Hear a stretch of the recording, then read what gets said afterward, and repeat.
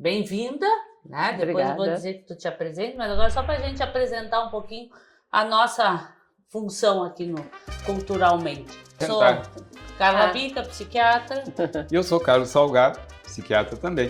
Nós criamos uma roda de conversa, né? Que a gente fala de saúde mental, cultura, ciência, o que está por aí, tudo, né? Com pessoas de interesse e principalmente amigos da gente, pessoas que a gente conhece. Essa é a ideia, mostrar que nós, né, da área da saúde, também temos outros interesses e pensamos na nossa saúde física e mental. Então essa é a ideia do Culturalmente, tá, Melanie? Então te apresento um pouquinho. Eu sou Melanie Pereira, sou psiquiatra. Eu tenho a minha formação na Faculdade de Pelotas, né, na medicina. Depois eu vim para Porto Alegre, fiz o da URGS, né, formação em psiquiatria. Depois eu me dediquei muito tempo a trabalhar com dependência química, quando eu conheci o Salgado, depois eu conheci a Carla.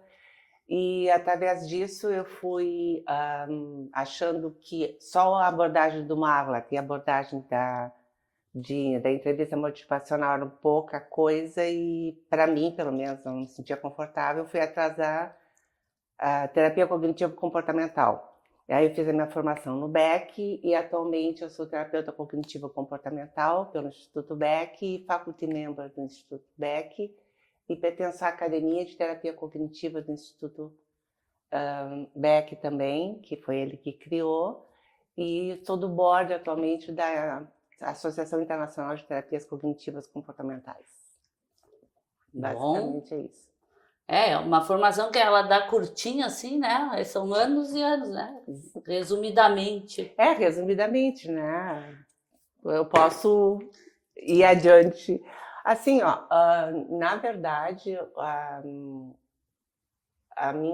eu tenho muito orgulho da minha formação no sentido de que eu tive muitos mestres extremamente importantes, né?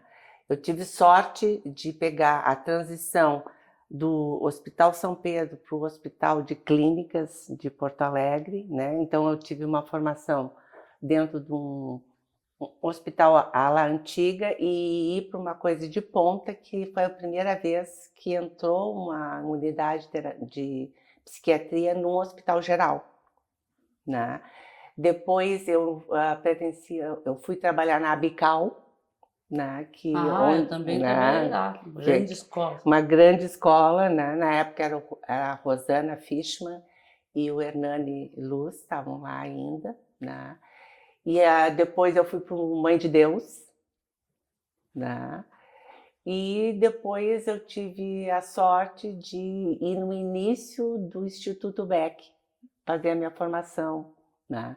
Então eu me considero abençoada do ponto de vista de ter tido contato com pessoas de referência, o Sérgio de Paula Ramos, o Ângelo Campana, e no auge do Mãe de Deus, né? Que eu acho uma coisa super, super importante. Só para ficar registrado, o que é a Abical? O que era a Abical? Associação Brasileira de Combate ao Alcoolismo. Era uma pérola, assim, era um ambulatório do SUS.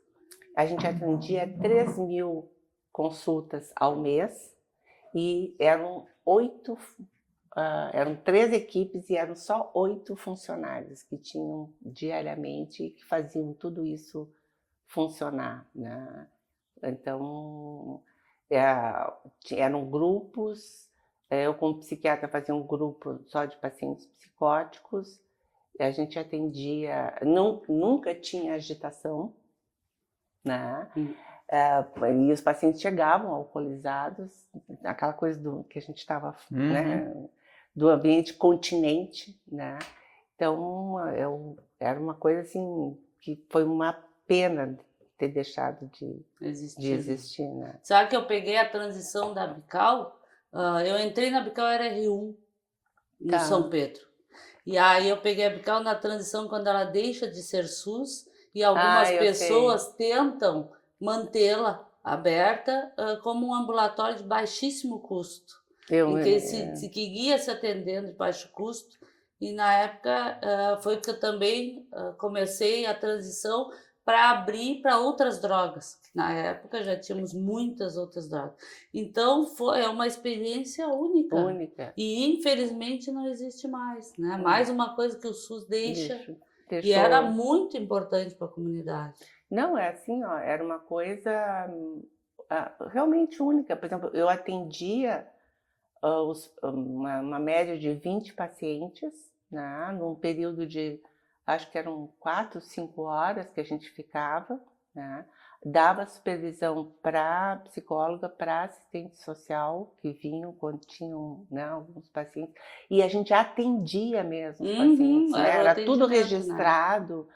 Até nem sei aonde que foi, essa era uma coisa interessante de resgatar. Quando eu estava na Abical, os papéis tinham ido junto, né? A papelada estava lá, os registros médicos, porque era uma riqueza, assim, é impressionante, absurdo. Sim. A gente conseguia mandar, por exemplo, paciente que estava para entrar em abstinência, a gente mandava, tinha um convênio que a gente conseguiu com o pessoal do pronto-socorro, então o paciente dormia no pronto-socorro, né, e para voltar menos alcoolizado para a gente poder atender, né, e funcionava assim super bem, super bem. Ou seja, um ambulatório estendido, um ambulatório ampliado, então. Algo... eu acho que é hoje o que o pessoal tentou fazer com CAPS, mas é algo muito mais específico, uma equipe era mais treinada, uma equipe mais...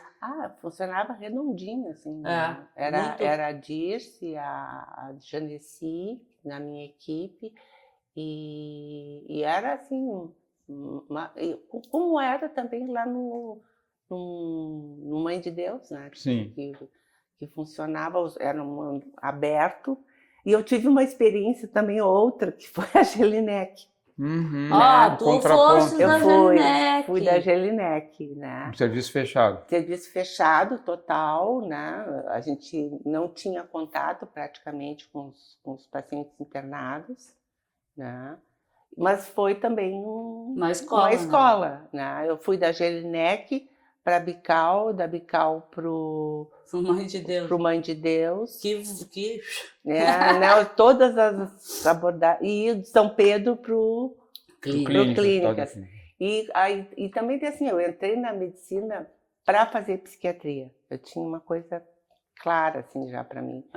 Então, a partir do 2º ano da faculdade, eu fiz em Pelotas, eu tinha o sanatório espírita, que era um hospital psiquiátrico, e tu podia fazer, tipo, estágios, né? Então, eu fiz estágios na parte de convivência do hospital no 2º ano, 2º, 3º ano, e a partir do 4º ano, era como é que eu posso dizer? Era um estágio, só que a gente fazia plantões, né? Era um grupo de colegas, que ainda não formados, para atendimento de psiquiatria de emergência. Então, assim, e o hospital era o hospital de referência do sul do estado, e na época chegavam pacientes virgens, total de tratamento, que é uma coisa que hoje em dia é muito difícil, a gente não vê muito, né? Então, eu também tive eu considero esse privilégio. Treinamento durante a graduação ainda. Durante a graduação eu acho que temos essa vantagem quando a gente vem do interior, né? Também vem de uma universidade do interior, e acho que são as vantagens que a gente chegar até aqui, a gente passa por experiências outras que alguns colegas, infelizmente, não têm essa oportunidade, né? Privilégio também tenho eu, né? Porque, como tu disseste, tiveste professores que te deram oportunidades e te ensinaram coisas. Eu estou conversando com uma, né? Porque, na realidade, o início da terapia cognitiva no Brasil foi contigo, foi com Paulo Knapp. Paulo Knapp. Né? E à época, eu me lembro, tu me chamaste já para... Tu me levaste para o HPV, lembra? Sim. Aí começamos a trabalhar. O que era o HPV, pessoal? Hospital Presidente Vargas, né? Que tu fazia um ambulatório de álcool e drogas. À época eu fazia formação no Mãe de Deus. Que é um chá também, me chamasse e eu comecei a ir contigo no álcool e drogas do HPV para atendimento, né? A gente auxiliava os residentes. Quero, por favor. Pode botar. E aí, tu me chamaste para o curso de TCC. Sim. Eu já tinha feito o meu TCC, Trabalho de Conclusão da Residência Médica com Paulo Knapp, e aí vocês me chamaram para o primeiro curso, lembra? 90 aí? 97. E ali 98. vocês me deram a minha carreira, né? Não, olha, foi uma coisa muito legal, assim, porque eu fiz o... Eu fui para o Instituto Beck em 96, em fevereiro de 96, porque eu estudei mais ou menos uns 2 anos, né, no material que a gente tinha acesso, né, Na época era bem mais restrito, né? Foi o livro do Beck, de terapia né? cognitiva da depressão. E eu acho que alguns outros artigos que eu li. Aí eu resolvi assim, bom, eu tomei coragem, assim, vou. Eu fiquei 3 semanas no Beck e aí me apaixonei pela, né? Achei que isso tinha tudo a ver com o jeito que eu gostaria de trabalhar. Só que eu fiquei assim, bom, eu voltei, era eu e o Paulo também já tinha feito, né? Eu decidi que eu ia fazer o curso de formação, que foi 1 ano e meio, e o Paulo já também estava fazendo na mesma época, praticamente. E aí a gente meio que ficou enlouquecido que a gente queria ter pessoas aqui no Brasil para ter uma interlocução, né? E aí a gente pegou, trabalhou acho que mais ou menos 1 ano para convencer o Instituto Beck. Foi a única vez que o Instituto Beck saiu dos Estados Unidos. Só agora está acontecendo, mas na época não, né? E deu 1 ano e meio de formação, né? Em inglês. Aí eu fiz contato com vocês dois. A gente foi fazendo contato pontuais com pessoas que a gente achou que teriam interesse. Aí o Christian fez, a Margarete fez, o Idismar fez, o Pedro, né? O Pedro Lima fez também. O Pedro fez, né? O Josué fez, o Josué, o Zé Ricardo fez. O Zé Ricardo de Santa Catarina. O Eugênio também, não? O Eugênio fez Flávio, o segundo Não, o Eugênio foi do primeiro, Flávio. Foi do primeiro, também. o Eugênio, Flávio. O Flávio. É verdade. Capzinski que foi do segundo. Isso. Então, assim, foi uma coisa, assim, porque na época a gente nem se deu a dimensão da importância do que a gente acabou fazendo, né? Sim. E depois... Desculpa quem está nos ouvindo aqui, isso foi um curso extramuro, um treinamento fora dos Estados Unidos, trazido pela iniciativa, o interesse de vocês, que trouxe vários instrutores de lá indicados pelo Instituto Beck, que vieram até o Brasil e treinaram pessoalmente. 1 ano e meio, né, gente? 1 ano e meio. E te lembra que a gente era na época que o dólar subia, e aí eu me lembro que eu trabalhava, no início da carreira, eu trabalhava para juntar os dólares, e aí a gente pensava, deu, e aí subiu o dólar, a gente corria, comprava mais dólar. Não, e o legal foi assim, a gente não teve lucro nenhum, né? A gente realmente dividiu o valor da vinda deles pelas pessoas, né? Porque o que a gente queria era que acontecesse, que de fato... Não, e hoje grandes representantes da TCC do país saíram dali, né? Sim. A gente teve acesso a esse conhecimento graças a vocês dois. E assim, o primeiro movimento eu trouxe a Leslie Sokol, em 96 Sim, em a outubro primeira de 90. vez, claro. Foi o primeiro contato. Esse assim, foi o primeiro que eu fiz, lembra? Foi o primeiro contato do grande público. No Hotel Senador. Embaixador. Tá perto. Né? Então, e na sequência a gente conseguiu, através da Naomi, que era a parte administrativa do Instituto Beck, e com a Judith Beck, né? Que acabou ficando uma grande amiga, assim, eu considero. E tem agora uma coisa muito legal que está acontecendo no Brasil, em termos de terapia cognitiva, é que a ArtMed conseguiu o curso da consegui fazer um contato da ArtMed com o Instituto Beck. Eles estão numa parceria e vão começar a fazer certificações aqui no Brasil com brasileiros, né? Que bacana. Né, para formar pessoas certificadas pelo Instituto Beck no Brasil, né? Que bonito isso, gente. Né? Tipo aquele que a gente recebeu lá atrás. Exato. E era a vontade do Aaron Beck a ampla divulgação da técnica, da tecnologia. Foi para isso que ele criou o Instituto, né? Para que isso se propagasse, né? E isso foi outro privilégio, né? Na verdade. Eu nem me dei conta, né? Porque tinha um recém-fundado, né? Foi em 94, o Instituto Beck foi fundado, eu fui em 96, e eu consegui conviver com ele, que eu fui muitas vezes, depois de ter certificado, eu sempre fui... Sim, frequentemente. Frequentemente eu ia ao Instituto Beck, né? E eu tive contato, por exemplo, eu fiz um roleplay com o Beck. Que bacana. Então, é um privilégio. É um privilégio, né? E tudo assim, uma coisa muito, eu diria, orgânica, assim, né? Não foi uma coisa... Foi acontecendo, né? Eu acho que isso que é uma das coisas legais da vida, assim, tu ir indo atrás. Lá em Bagé, né? a gente diria, fosse pegando os cavalos encilhados que passavam. Todos que eu pude pegar, eu peguei.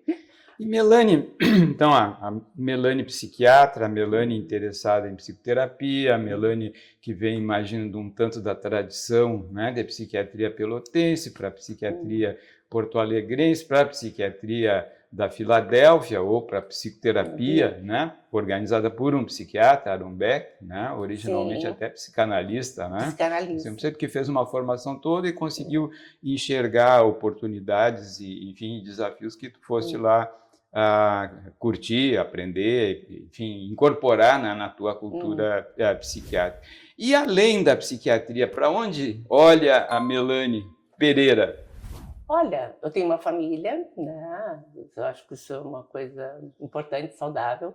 Eu tenho 2 filhas, uma tem agora 31 anos e a outra tem 25.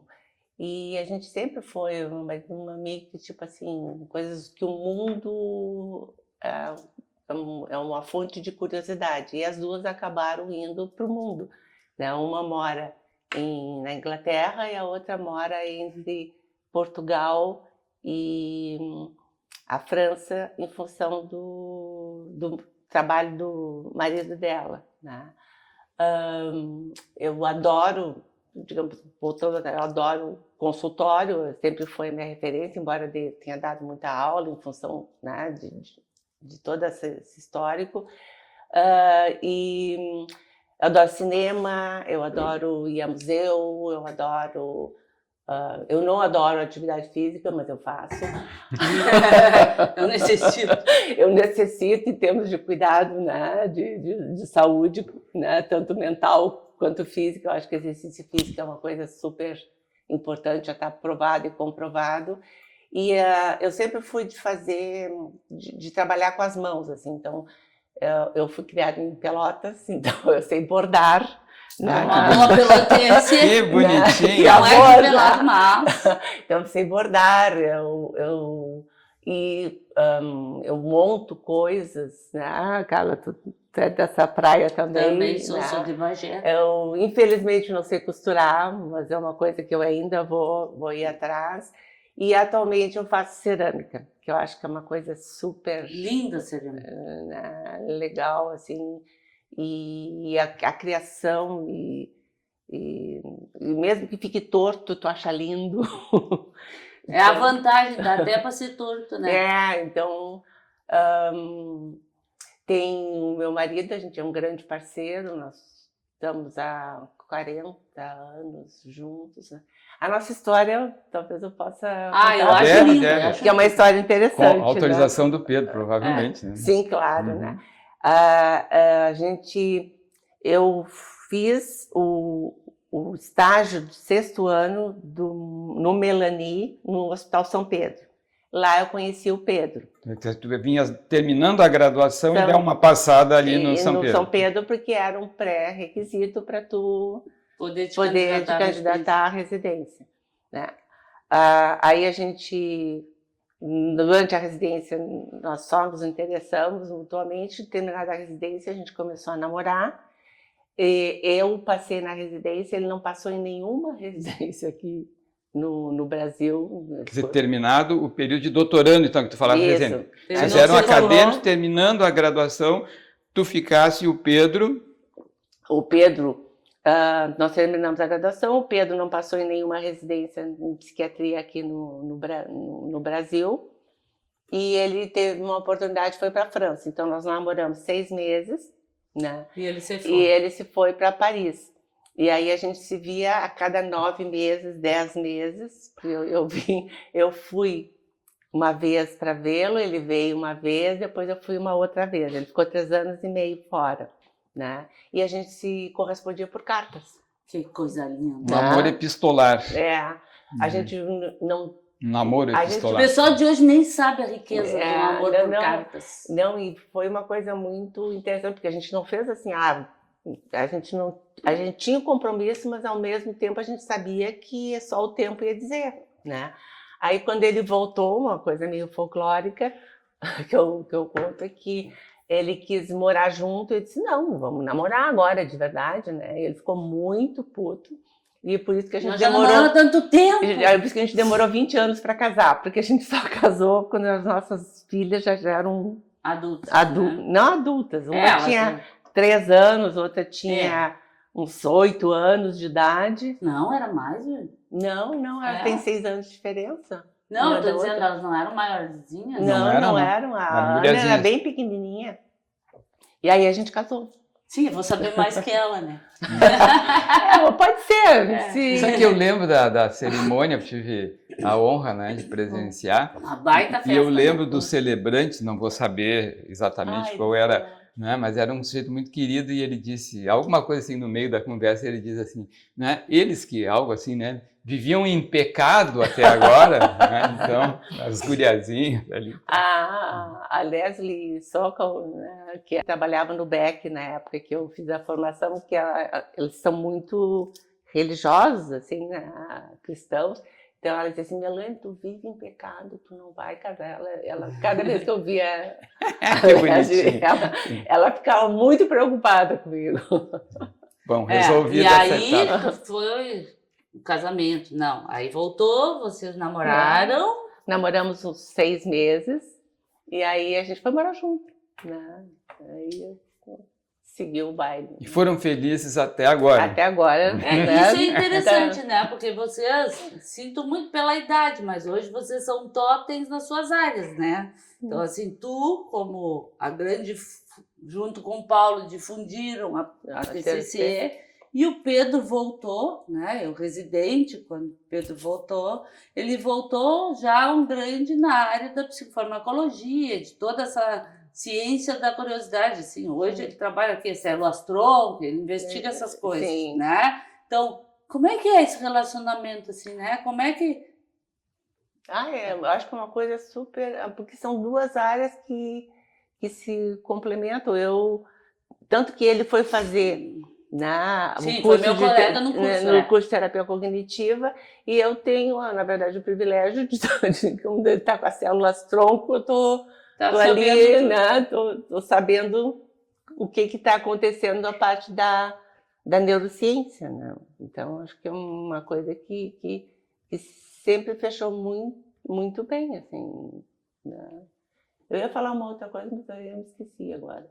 Daqui a pouco que a gente estava falando do namoro, da evolução do namoro, né? Que aí vocês retomaram 6 meses de namoro, foram morar juntos, e aí a gente acabou te cortando. Não sei se tinha mais algum detalhe. Não. É uma coisa uma curiosidade. Da vinda do Pedro para cá, na verdade, foi também uma ruptura de uma coisa estabelecida, né? De que era muito fácil medicar, né? Que diagnóstico era uma coisa não secundária, tão importante, né? Então, isso que fechou na terapia cognitiva, que dá como referencial psicoterápico a importância ao diagnóstico, também veio a leva do Pedro, trazendo a importância do diagnóstico clínico, né? O Pedro já está na nossa lista também, de sentar na cadeirinha. Como algo super importante para se fazer um bom atendimento do do paciente, né? Eu acho que isso foi... Então, é uma coisa muito harmônica, assim, né? Então tem um pioneirismo da dupla, cada um a seu estilo. Dá para dizer que sim, que acabou acontecendo. Isso, agora me lembrei, que quando o Pedro foi para a França, a ideia dele era fazer psicanálise, que era a referência que ele tinha dos clínicas, do Clínicas. Ele fez na Da fundação. psiquiatria gaúcha, na verdade. A psiquiatria gaúcha como um todo. E aí eu fui visitá-lo e ele estava lamentando, ele tinha conseguido ir em outro hospital, porque o lugar que ele estava é a referência, foi onde foi criada, pela primeira vez usada a clorpromazina como antipsicótico. Então ele disse assim, pô, tu tá na meca da psicofarmacologia, tu quer fazer psicanálise, né? Vai, te foca no que está na mão, entendeu? E aí ele se apaixonou, né? Por exemplo, ele teve um ano, um seminário só para estudar lítio. Entendeu? Então, é uma formação que nem existe mais nem na França. Entendeu? Também foi um outro privilégio que ele teve. Assim, de ter e é um modelo, né, Elaine? Porque ele podia ter se deprimido e coisa e tal, e ficar... E pegou também o cavalo encilhado dele. Olha que oportunidade, né? Sim, sim. Imagina até a psiquiatria brasileira sem o Pedro. O Pedro também enriqueceu muito, né? Sim. Bom, eu sou suspeita para falar, mas eu acho que foi um divisor de águas, assim, né? E eu lembro que quando ele voltou, ele disse assim, ninguém conhecia ele. E foi eu acho que uma outra coisa bem legal, assim, que a pessoa que abriu o consultório para ele foi o KNAP. Foi o Paulo. O Paulo, né? Eles criaram, acho que uma liga, aquelas coisas de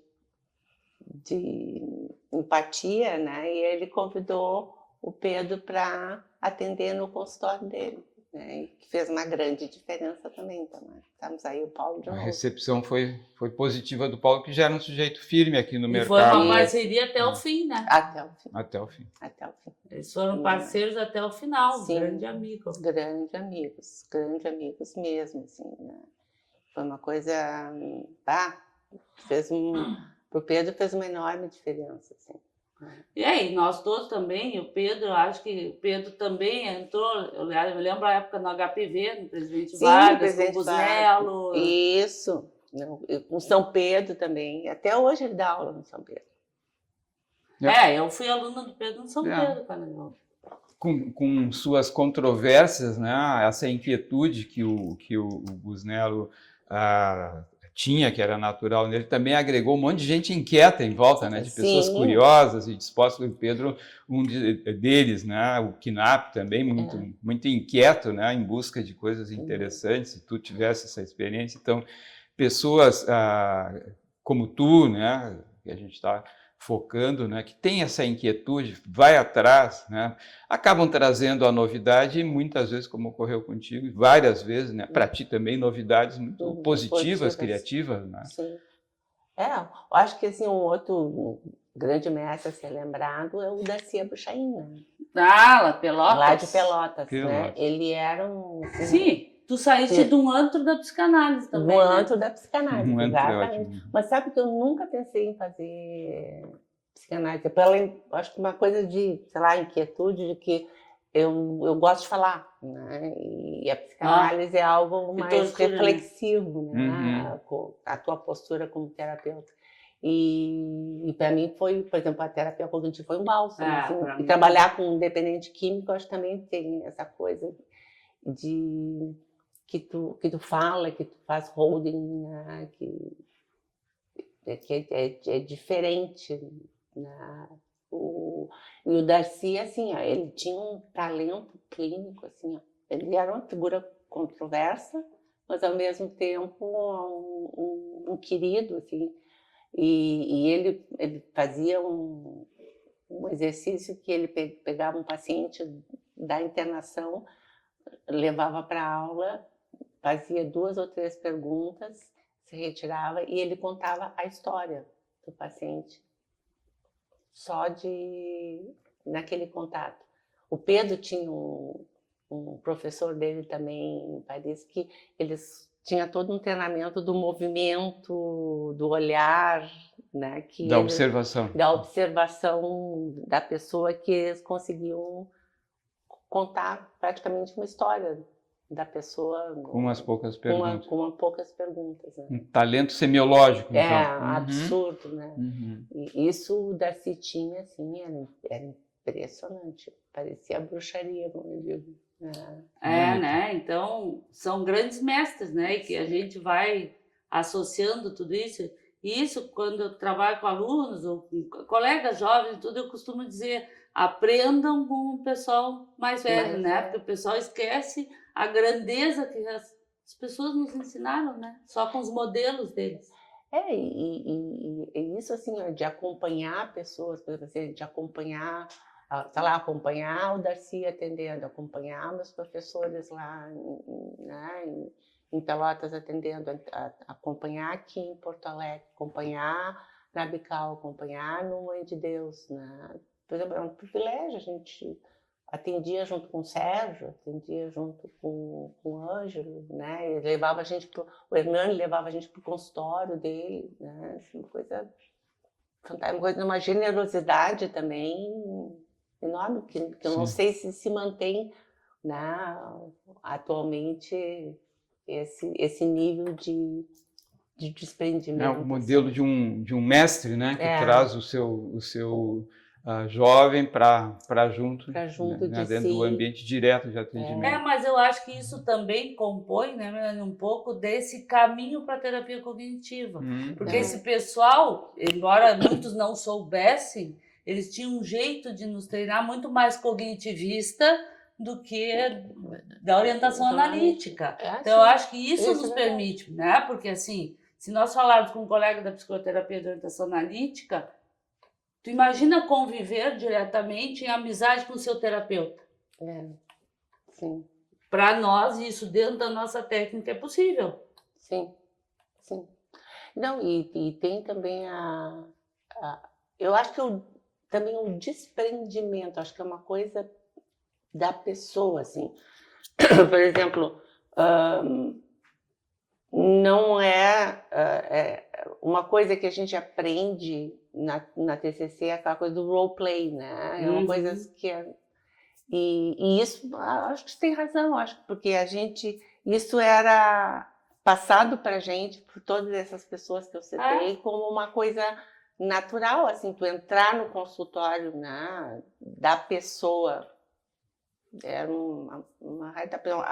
nos Estados Unidos, a Leslie deixava ela é uma pessoa. O Hernani, no fim da vida, assim, nos últimos tempos, ele fez formação em TCC. Exato. Ele foi aluno do curso. Eu me lembro, eu fiquei tão a gente dando aula para ele, né? Eu ficava desconcertada de dar aula para ele. Foi aquele treinamento que ocorreu na Unicinos? Era um curso que tinha no Unicinos, formou muitos terapeutas cognitivos, e o Hernani, o cara mais velho, humildemente sentava na cadeira e assistia as nossas aulas. O primeiro contato dele foi naquele workshop que a Leslie deu, quando eu me encontrei com ele, ele dizia, Tiete, e ele ali. Foi uma experiência muito essa abertura ao conhecimento persistindo. A curiosidade do aprendizado. Mas você está pensando assim, voltando para a faceta arte, né? Mas como é que tu aprendesse a abordar, imagino que em casa? Não, a gente aprendia na escola. Fazia parte? Tinha a educação artística, então, por exemplo, a gente aprendia abordar ponto cruz, todos os tipos de macramê, a gente fazia aquelas bonecas de feltro, pintava em louça, né? Tinha forno, tinha tudo na escola. Homens e mulheres, pública, né? E era escola pública. Homens e mulheres. Escola pública também. E hoje em dia tu pegasse um repique desse treinamento lá de guriazinha, agora na cerâmica, então. Onde é que se aprende cerâmica? Tem um monte de lugar aqui em Porto Alegre. Eu aprendo um lugar que se chama Alma, né? É super legal, tipo um galpão, assim, e em conjunto tem uma professora, vão te falando do ponto de vista técnico, mas eu já fiz alguns workshops, né? Eu amo fazer assim, porque é uma coisa que é um monte de barro, tu entendeu? Um monte de argila, e tu vai com os dedos fazendo. Por exemplo, eu já fiz uma capivara, já fiz um elefante.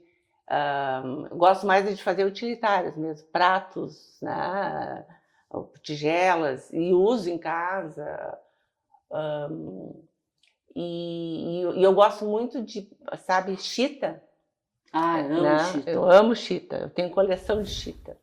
Chita, tu sabe o que é chita? Um tecido? Um tecido, né? Sabe qual é a origem da chita? Não. A origem da chita era a chita, que era uma seda que vinha da Índia, e que os portugueses, quando vieram, as senhoras tinham seus vestidos de seda chita, né? E os escravos pegaram com algodão e fizeram a cópia dos padrões e faziam vestidos para ela. Que era mais singelo o tecido e era uma coisa mais manufaturada em casa. E mais colorida, né? Uma africana, né? Então, assim, isso é considerado como um bem, patrimônio não... Como é que a gente diz? Legal. Não material. Não material o conceito do Brasil. A chita. Então, a chita é uma coisa nossa, né? É uma coisa nossa, né? Uhum. E eu gosto de pegar a chita e rebordar em eu cima acho da lindo chita. também. Ah, Eu que gosto. bonito. Eu acho bem legal, assim. E eu pego as sacolas dos congressos. Eu também faço dessas. E forro com chita. Isso tem um né? nome que eu nunca sei mais. E aí reborda as flores em cima. É uma São utilidade as duas das coisas sacolas. que são os dois hobbies Sim. prevalentes. E que diferença faz isso para a cabeça de uma psiquiatra, terapeuta cognitiva, com uma longa experiência em vários contextos psiquiátricos, sentar, amassar barro, fazer uma capivara, fazer como se dissesse um utilitário, ou fazer um bordado? O que faz na cabeça de uma pessoa como tu, nessa altura da vida?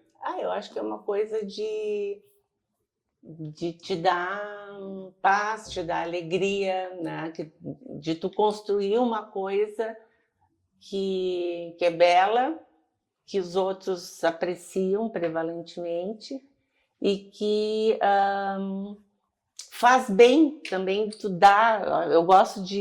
Eu nunca fico para mim, por exemplo, com essas bolsas que eu faço, eu dou para as pessoas, né? Eu acho que isso é algo de bem-estar, me dá um bem-estar, né?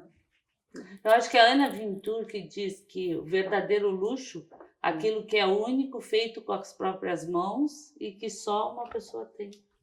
Eu acho. E esse é o verdadeiro luxo. Então eu trabalho com luxo. Trabalha com o maior dos luxos, que é entregar um produto pessoal teu. Mas sabe que tu estava falando, Melanie? Mas desculpa, só estou tentando aqui fazer o meu raciocínio chegar ao fim. Me parece, né, Melanie, que a função de um terapeuta é entregar muito do seu, né, num encontro com outra pessoa. Não é muito isso? Sim. Eu acho que sim, é o que faz. É uma interação única, né? E tu tem que ter empatia, tu tem que ter interesse, tu quer realmente que a pessoa fique melhor, tu tem que prestar atenção nos detalhes, né? E tu vai entregar, muitas vezes, ou na TCC, uma técnica para que a pessoa fique, né, se autocuidando, ou dando um remédio, né, que vai possibilitar que a pessoa fique do seu jeito, né? E quando tu estava falando, e aí que eu ia falar, eu acho que os pensamentos se complementam, tu estavas falando da cerâmica, né? Sim. E eu fiquei pensando, isso é descoberta orientada, né, da TCC. Assim, tu vai descobrindo. Questionamento socrático que a gente faz com os pacientes, né? A gente vai modelando, vai pensando, vai descobrindo junto, vai vendo melhor utilidade. Às vezes fica meio torto, mas fica belo. Não também. Chama prof, né? Tá bom, como é que, né? Ou seja, faz uma supervisão, né? E segue adiante. Tem um modelo, né? Por exemplo, eu adoro aquele aplicativo Pinterest. Pinterest. Sim, que ali tem muita coisa de cerâmica, né? E a gente acaba tendo ali como modelo, assim como eu te falei, que eu tive um monte de modelos de pessoas que me influenciaram e que foram generosas de deixar eu ter acesso à maneira delas trabalharem para ir criando o meu jeito, né? E nessa linha Sim, tu vai compondo, né? Só porque tu vai bordando. A vida da gente é um bordado, né? A gente vai compondo e bordando o que a gente quer para nossa vida, né? Sim. O quão belo vai ficar. Sim. Eu estava pensando nessa linha, né, de buscar surpresa, de buscar... Fizesse ali um trajeto profissional guiado lá desde o início, porque tua ideia era ser psiquiatra, né? Não era ser psicanalista, era ser psiquiatra, e assim se configurou. E lá no início tu falaste, eu também tenho família, né? E como é que é assistir, né? Desse uma pincelada para a gente, que as gurias estão fazendo sua descoberta, seu trajeto peculiar, seu trajeto independente. Como é que é ver aquelas guriazinhas virar essas duas mulheres adultas descobrindo o mundo, ampliando a família pelo mundo afora? Eu acho isso muito legal, assim, porque a gente criou elas para o mundo, né? E elas, nesse sentido, nos presentearam indo para o mundo, né? Todo mundo fala assim, não sinto saudades. Claro que a gente sente saudades, mas eu sei que elas estão bem e estão fazendo, estão interagindo. As duas uma está casada, embora ela diga que não, né, há 10 anos, né? Vai ter uma cerimônia de casamento, eu não posso falar nada, já que não. É segredo, segredo. Não, ela não pode recomendar, porque ela também, o modelo dela não foi do melhor, né? Vivia em pecado há 2 décadas. Sabe, uma coisa foi muito engraçada, porque ela foi para Londres para fazer um semestre acadêmico, a mais velha, tá? E lá ela conheceu na 3ª semana um francês, tá? E aí ela voltou e eles ficaram 3 anos e meio também, só que com WhatsApp, né? Com todas as parcimônias, um pouco mais ágil do que no tempo das cartas, né? E agora ela também, né, estão morando juntos há uns 7, 8 anos, eu acho. E agora ela noivou, né? Eu acho muito engraçado. É mais certinho que a época. Passo a passo. E é uma coisa da geração dela, dos milênios, né? Todos eles estão noivando, eles vão morar junto, eles fazem o test drive, fazem o noivado e depois os casamentos. Né? Então, eu me sinto... E a mais moça, que agora está em Brighton, ela antes estava em Londres, também está agora faz uma semana que está morando com o namorado, né? E nenhuma das duas quis ir para medicina. Uma faz animação e outra trabalha com marketing, moda e faz publicação de conteúdo para criptomoeda. Umas coisas meio... Não é da nova geração. Assim. Sim. A Luísa é o que se chama uma nômade digital, porque eles estão viajando o tempo todo, né? Tem função do trabalho dele, que ele trabalha com finanças.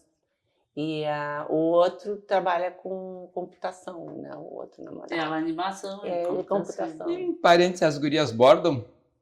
Não bordam. Não, mas a Ana é animação. Mas a Ana desenha e fazia massinha de modelar perfeita, assim, desde que ela conseguiu pegar um lápis, ela desenha, né? E ela começou no colégio, no ensino médio, a fazer animação para a entrega dos trabalhos, e aí ela pegou gosto e aí foi, né? Foi nessa... E que legal, né? Na nossa geração, nossos pais nem teriam possibilidade de nos deixar crescer assim, né? Conhecer essas coisas tão... E vocês fizeram isso, né? Até pela liberdade, né, de criá-las para o mundo e permitir que elas fossem, né, porque tem muita gente que não consegue. Não, e também como a Melanie contou, né, tanto ela quanto o Pedro, tanto o Pedro quanto tu, né, vocês tiveram um trânsito pelo exterior como uma parte importante da formação de vocês, né, das escolhas profissionais de vocês. Né? As gurias, e assim, as gurias sempre foram junto conosco para viajar. Tudo, lembro. A gente levava nos congressos e tudo. E teve uma passagem que foi muito engraçada, duas me ocorre agora. Uma delas é que a gente foi de carro daqui até Salvador. Vocês faziam muito essas... Com as gurias, né? E aí a gente foi, Carnaval da Bahia, e foi parando, né, em diferentes lugares, tartarugas e golfinhos e peixinhos. E quando a professora pediu que ela fizesse, as gurias fizessem uma redação sobre as suas férias. E aí ela contou, a gente pegou um carro, a gente foi até Salvador, a gente foi no Carnaval de Salvador. E a professora... Achou que era uma viagem. Não é a viagem que tu gostaria de fazer, é o que tu fez nas férias. Ela ficaram para onde a gente teve que mostrar as fotos para a prof de que não era mentira. Não era a invenção das gurias. E a outra, quando eu fui na primeira vez a Filadélfia, o Pedro, a Luísa devia ter 2, 3 anos, 2 anos. Ele foi eu fiquei 3 semanas, então na segunda semana ele foi com a Luísa, porque a gente achou que era muito tempo longe dela. E ele levou a Luísa no zoológico, e no zoológico da Filadélfia podia andar no elefante, certo? E ela andou no elefante. A sorte que o Pedro tirou uma foto. Porque, de novo, ela chegou na creche, ela disse, o que tu fez na viagem? Elefante. Eu andei de elefante. E aí a gente botou no mural da escola ela andando de elefante, né?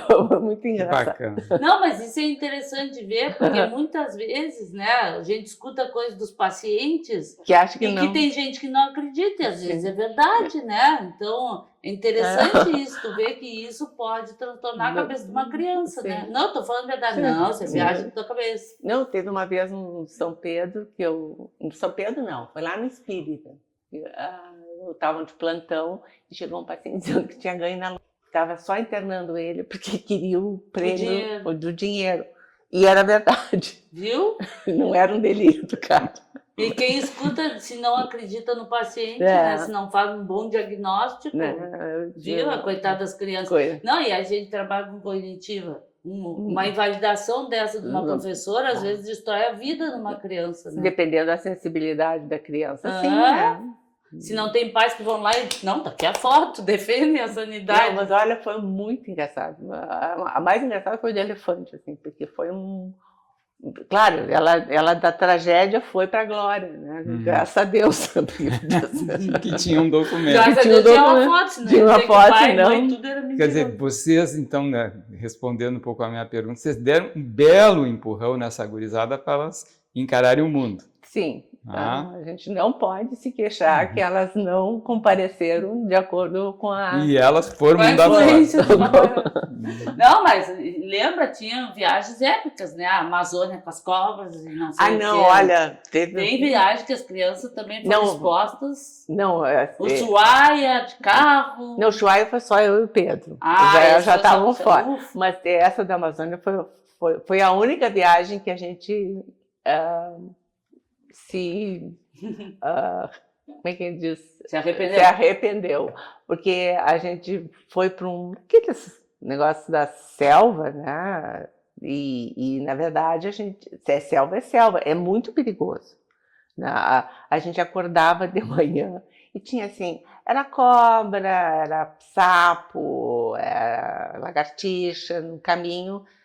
E teve um dia que interditaram o café da manhã porque tinha uma jiboia que tinha sido falado, sabe? Grandes emoções. Não, olha, e aí a gente resolveu fazer focagem de jacaré, sabe? Globo Repórter, né? As crianças. Entrando no barco, aí um tuk-tuk, né? Rio Negro, Cheguei na metade do rio, infelizmente, me dei conta, se eu cair na água, tem piranha. Se eu for para a margem, tem jacaré. E para completar, chegaram um bando de morcegos por cima da nossa cabeça. Meu Deus, vai morrer todo mundo aqui, a culpa é nossa. Meio Harry Potter, então? Total. As gurias choravam, foi uma tragédia. Eu tentei de tudo quanto é jeito, ver se a gente conseguia ir embora antes, não teve jeito. Olha, essa foi a única aventura que não deu certo. As outras todas, graças a Deus. Pô, deu, né? Tipo, não, eu lembro que esse né? tempo eu arrumei tudo, né? Antes da pandemia ali, arrumei tudo para ir para a Amazônia, num aniversário, e falei com o Pedro. E o Pedro me apavorou tanto. Mas foi uma tragédia. Né? É que não, eu não sei, tem que morrer mais gente que eles escondem. Porque não é acho que tem gente que foi comida pelos animais. Né? Porque não assim, ó, tu teria, para entrar na selva, teria que ter uma proteção na perna, porque a gente só vai na seca. E na seca tem um tanto assim de folha, e embaixo da folha tem aranha, tem cobra, tem tudo. Uma caneleira, uma coisa assim. Aqueles macacão e não bota. tem, tu vai de tênis, entendeu? Assim, os caras vão de chinelo de dedo, entendeu? É uma coisa pisando em cobra com chinelo de dedo. horrorosa. Não, mas quando as crianças eram pequenas, já deve estar melhor. Sim. Eu espero que sim, né? Quem foi que disse que ia toda entusiasmada para a Amazônia também? Nós não. Não, o Pedro me liquidou, me deixou vazar. Estragou o teu programa. Não, no final eu já estava, que bom que teve a pandemia, que eu tinha que cancelar tudo. Não, e teve uma outra situação, nós fomos dentro de Manaus, tem uma zona de selva, né, preservada, e a gente pode caminhar lá dentro, e daqui a pouco a gente vê um senhor olhando para cima de uma árvore, olhando para cima de uma árvore. Tinha um gatinho. Não. Ele ficou assim, hoje a jiboia não subiu no coqueiro. Então tá no chão. Tá no chão, né? E outra veio, a coisa mais impressionante da Amazônia é que tu não é tu observando os animais, tu sente que eles estão te observando, porque são tudo camuflado, tu não enxerga eles. E aí veio, nessa reserva, veio sei lá, eu acho que uns porquinhos da Índia, sei lá, eu não sei exatamente que bicho que era, mas eram uns pequenininhos assim, e vinham pelo caminho a 1000, né? E nós vamos. Sai da frente. Eles vão desviar, que é nada, a selva é deles, entendeu? Então nós tivemos que sair para os bichinhos passar. Então essa é uma experiência também, digamos, distópica, né? Dentro do contexto. Sim, tu imagina isso tudo com 2 crianças, né? Sim. As únicas coisas que estavam era o jacaré, que estavam cercados, e o peixe-boi. O resto tudo estava solto. Né? Nessa reserva, dentro da cidade. No meio da cidade, né? É lindo, né? E a selva não é tão bonita, sabe? Ela é muito monótona, né? E as árvores não são cerradas, porque quando sobe a água, as folhas todas caem. Então, quando baixa a água, ela é vazada, né? Os caules estão pelados. Os caules estão pelados por onde a gente passa. Assim. Interessante, né? Mas, cara, nós estamos aqui entusiasmados, tomando o tempo da Melanie, e também estamos chegando no final da nossa atividade de hoje, da nossa gravação de hoje, né? Eu acho que, assim, são coisas muito interessantes, né? Então, tem muito mais coisas, né? A gente que conhece um pouquinho das experiências de vocês, são muito mais, né? Mas, assim, tu segues curiosa, tu segues investigando. Sim, eu sou inquieta. Eu não posso ficar muito tempo na mesma batida, que eu tenho que achar uma coisa nova. E eu acho que uma coisa que eu gostaria, já está chegando no final, é agradecer a vocês, né, pelo convite. Eu tenho muito carinho pelos dois, né? Acho que a gente teve parcerias, eu tive muita parceria com com salgado, né? De ambulatório, de plantões, que foi um prazer, espero que não tenha decepcionado a Não, turma. eu acho que nós Nenhuma temos chance. um histórico, esperamos que continue, né? Há pouco tempo nós estávamos tentando viajar contigo para um outro congresso e não deu, nosso congresso foi suspenso. Aqui, baixaria. A gente ia naquele, né? Foi suspenso o último de cognitiva, né? Pois é, uma pena. Da Mundial. Ia ser interessante, né? Porque era o único jeito um dia eu ia a Nashville. Jamais vou me direcionar a Nashville sem ser um congresso. Mas eu acho que temos outras, né, outras parcerias e a gente costuma também, todos gostamos de festa, gostamos de... Isso também é bom, né? Vocês são bons de festa. Somos. A gente gosta de receber e gosta de ir. Os churrascos do Pedro são ótimos. Jantares também. Então, Melanie, nós também, claro, né, aqui em nome do Culturalmente, né, agradecemos a tua disponibilidade, né, de conversar aqui com Carla Becker e Carlos Salgado. Então, Melanie Pereira, muito obrigado. Tomara que a vida continue te surpreendendo. Eu agradeço a presença da Melanie aqui, agradeço por muito mais, né? Por ter possibilitado carreira para mim foi muito mais do que só isso, né? Então, é um agradecimento público.